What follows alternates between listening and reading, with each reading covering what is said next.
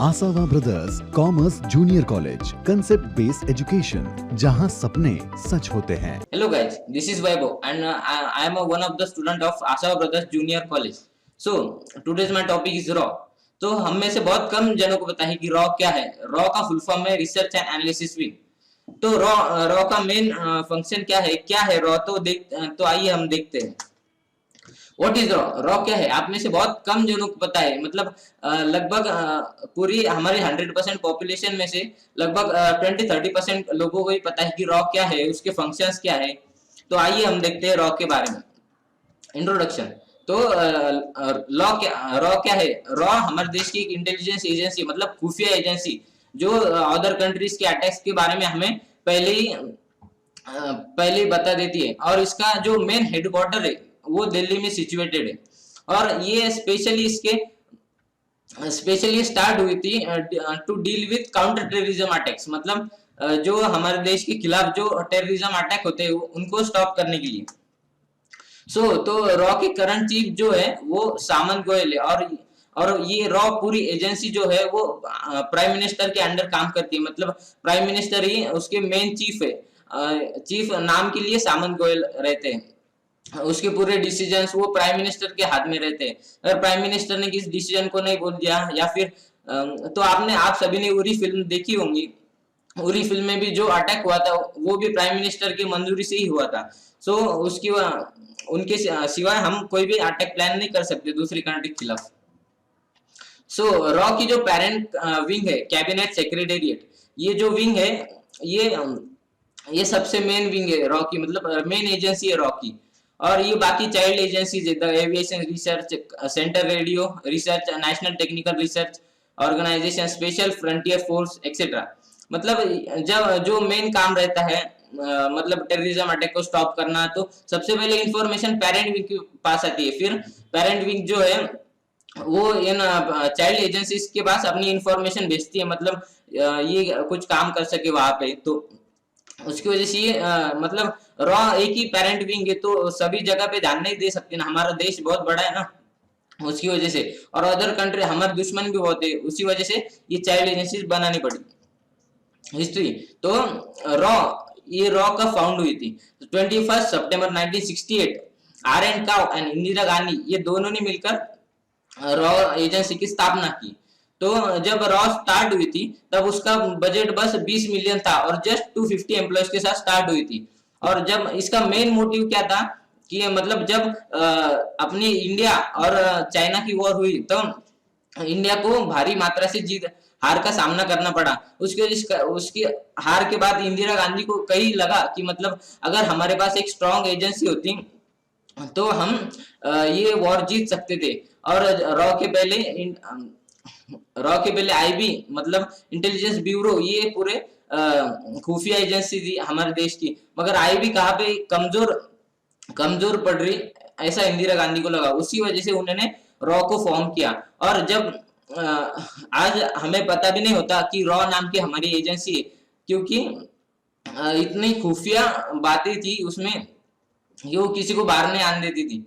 और जब अशोक, एक जर्नलिस्ट था अशोक रैना, उन्होंने एक 1981 में इनसाइड रॉ नाम की एक बुक पब्लिश की, उसमें रॉ के बारे में पूरी इंफॉर्मेशन थी। तब जाके लोगों को पता चला कि रॉ नाम की भी हमारे देश की कोई इंटेलिजेंस एजेंसी है। नहीं तो अभी तक हम इस रॉ से अनजान रहे थे। तो रॉ काम कैसे करता है? रॉ, जैसे मैंने आपको पहले बताया, रॉ पूरे प्राइम मिनिस्टर के अंडर काम करता है और डायरेक्ट ये इंफॉर्मेशन पीएम को देता है। और सिर्फ पीएम ही इसको, PM and joint intelligence committee, मतलब जेआईसी इसको क्वेश्चन पूछ सकती।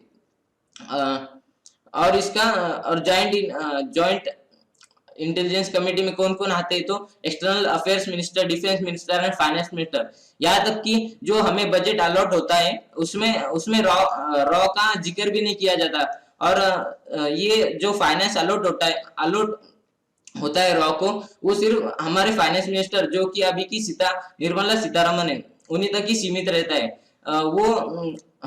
वो किसी को बता भी नहीं सकते, और किसी ने पूछा तो कोई उनको पूछ भी नहीं सकता कि रॉ को क्या बजट है, कैसा है, कितना कितना कहाँ पे लगा है। जो राइट टू इंफॉर्मेशन है ना वो रॉ के अगेंस्ट है, मतलब रॉ के बारे में छोड़ के, तो बाकी कोई भी इंफॉर्मेशन हम ले सकते हैं उनसे।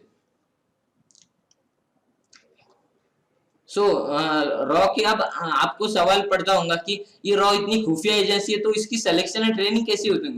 तो पहले जब रॉ फॉर्म हुई थी तब हाईली ट्रेन मिलिट्री ऑफिसर्स को ही रॉ में इंक्लूड किया जाता था, मतलब जो एकदम स्ट्रांग हो, एकदम फर्स्ट रैंक ऑफिसर्स ऐसे उनको ही रॉ में इंक्लूड किया जाता था। मगर अब जिनकी मतलब UPSC class 1 officer from UPSC and civil service exam, मतलब जो एकदम हायर रैंक के और जिनकी इच्छा है रॉ में भर्ती होने की वो भी जा सकते हैं, मगर उसकी बहुत कड़ी परीक्षा होती है। और रॉ के लिए minimum age 21 and maximum 30 years, इससे ज्यादा जब फर्स्ट आपको जाना है रॉ में तो इतनी एज चाहिए आपकी। और जो ट्रेनिंग लेते हैं वो बेसिक ट्रेनिंग होती है रॉ की 1 to 2 years। सो और जो उस ट्रेनिंग में रॉ को दूसरी कंट्रीज की केस स्टडीज बताई जाती है, आईटी मतलब इंफॉर्मेशन टेक्नोलॉजी कुछ बातें बताई जाती है, स्पेस टेक्नोलॉजी की बातें बताई जाती है, फाइनेंशियल एंड इकोनॉमिक एनालिसिस मतलब दूसरी कंट्री का कैसा है हमारा कैसा है ये बताया जाता है, सब कंपैरिजन किया जाता है दूसरी कंट्री के साथ। मतलब अगर फ्यूचर में कहीं अगर आपको भेजा जाए ट्रेनिंग को या फिर मिशन पे कोई, तब अगर आप किसी ट्रेनिंग में अगर आप किसी कंट्री में फंस गए तो आपको मालूमात होना वो कंट्री की, मतलब वो कंट्री क्या है, उसकी इकोनॉमिक पॉलिसी कैसी है, वो कैसे वर्क करती, एक्सेट्रा। सो रॉ जैसे मैंने आपको पहले बताया कि मेन मोटिव इसका क्या है, तो इसका मेन मोटिव है अपनी कंट्री को एकदम सुरक्षित रखना अदर कंट्रीज के अटैक से। और इसका और अनदर एम है कि गवर्नमेंट को इंफॉर्मेशन देना और फॉरेन कंट्रीज को अपने यहाँ पे इन्वेस्ट करने देना, मतलब इन शॉर्ट इंडियन पॉलिसी में इनका बहुत बड़ा हाथ है। तो और ये पॉलिसी बनाने में इतना एकदम अच्छी पॉलिसी बनाते जिससे कि हमारे कंट्री की इकोनॉमी एकदम बूस्ट हो जाए। इनके मिशन आज तक रॉ ने पाकिस्तान, नेपाल, भूटान एंड बांग्लादेश में मिलकर 400 से ज्यादा जगह पे रेड मारी है, जिसमें से ज्यादातर जगहों पे उन्होंने बहुत से टेररिस्ट को भी ढेर कर दिया। और जब 1972 में सिक्किम को इंडिया में इंक्लूड करने की बात आई तब भी रॉ सबसे आगे थी, मतलब सिक्किम को इंडिया में इंक्लूड करने का काम भी रॉ ने ही किया था। और ऑपरेशन मेघदूत जैसे कि आप देख सकते हो अपने भारत का तिरंगा पहाड़ पे होस्ट किए वाला है और इंडियन आर्मी के साथ, मतलब वो मिशन ये था कि जब पाकिस्तान ने सियाचिन ग्लेशियर पे हमारे जो कंट्री का पार्ट था उस पे कब्जा किया था, तो उस रॉक की इंफॉर्मेशन की वजह से इंडियन आर्मी ने बाद में उस पे हमारा वापस कब्जा ले लिया। और ये मिशन जब हुआ था वो 13 अप्रैल 1984 में, मतलब 1984 की बात है ये। और ऑपरेशन चाणक्य में पाकिस्तान की मिसाइल्स उन्होंने ढूंढ के खत्म कर दी थी जो कि वो हमारे खिलाफ इस्तेमाल करने वाले थे। और उन्होंने 1971 में रॉ ने दी गई इंफॉर्मेशन की वजह से पाकिस्तान की जो कराची में शिप्स थी वो भी डिस्ट्रॉय कर दी। एंड जो हमारे इंडिया की न्यूक्लियर प्रोग्राम मतलब अणुबॉम्ब जो रहता है जो हम अदर कंट्रीज के खिलाफ बहुत यूज कर सकते हैं, मतलब वो सबसे हमारा पावरफुल हथियार है, उसकी सीक्रेसी मेंटेन करना भी रॉ के हाथ में। सो ये कुछ वर्ल्ड की टॉप सीक्रेट एजेंसी से, जिसमें जैसे कि आपको पता है पाकिस्तान तो खुफिया इंफॉर्मेशन निकालने में सबसे पहले आता है, तो उसकी वजह से उनकी इंटेलिजेंस एजेंसी भी टॉप 10 में फर्स्ट रैंक पे। और हम जिसके बारे में बात कर रहे हैं मतलब raw research and analysis wing जो हमारी इंडिया की एजेंसी है वो टॉप 10th रैंक में 9th रैंक पे आती है। So thank you guys for listening me.